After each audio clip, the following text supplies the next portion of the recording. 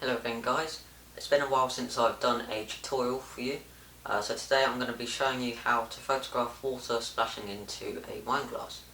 It's very easy to set up and do, so let's go ahead and take a look at what you'll need to do this project. Okay, so this is going to be our setup. I've got a normal tripod which I'll be placing this camera on. I'm currently using the Nikon D3200 DSLR camera. Then on this tripod over here we've got a normal wine glass just taped onto it, so that's going to be held at an angle like that. Then underneath it we've got our bucket of water. I've mixed in some yellow food colouring to add some colour when shooting. Then we've got our jug and some towels because the floor is probably going to get wet while the water is sprayed out the glass. Then here I've got a nylon shooting studio.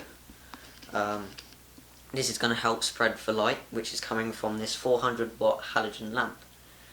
So let's get shooting. Okay, so for our first example we're going to be setting our camera at 1/200th of a second on manual mode. We're going to have a aperture of f6.3 and an ISO of 100. So when we pour our water we should get a nice flow as the water swirls in the glass. So we get some water and fire away.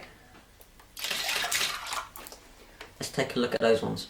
Now these photos look okay as the glass is staying still, however the water inside is really blurry. For some people this may be quite a good photograph, however for me I really want to get this crystal clear image of the water and its movements inside the glass. Okay, so this time we're going to try and increase the how sharp the image turns out. We want a nice crisp clear image of that water in the glass. So I've put the shutter speed up to 1/800th of a second, an aperture of f5.6 and this time an ISO of 800. So now when we pour the water into the glass we should get a much more clearer image. Again, let's have a look at those ones. Now this looks much better. You can now see some of those lovely bends and waves inside the glass, even some air bubbles in the water. This really brings out some of the detail, however I still feel we can improve. Now they looked good, but I'm going to want to try and get that image much sharper. So for this next one I've put the shutter speed up to 1/2000th of a second, and now we've got an aperture of f5 and the ISO still remains at 800. So now to get a bit more activity in that glass I'm really going to throw this water into the glass, so we try and get more water coming out this way in our photos. So let's take a look at those ones. Increasing the shutter speed further still really brings out some more of that detail. You can really see some of that water curling up round the sides of the glass, and in the second photo you can even see some of that water starting to leave the camera frame as it splashes out. But for some reason I still feel we can improve this. Okay, so for our final example I've kept the camera settings the same, but now I've changed the angle of the glass just to get a bit more activity coming out the top. So when I pour it in it should just curl out around these curled edges of the glass. So for the final time, finger on the button and start pouring. Let's take a look at those ones.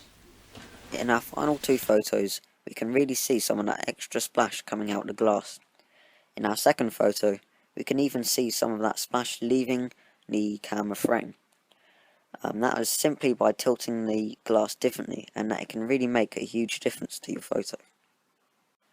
Well, that's it for this video, but as you can see in front of you I'm going to leave you with some different examples which I've taken using the same technique but with different watercolours.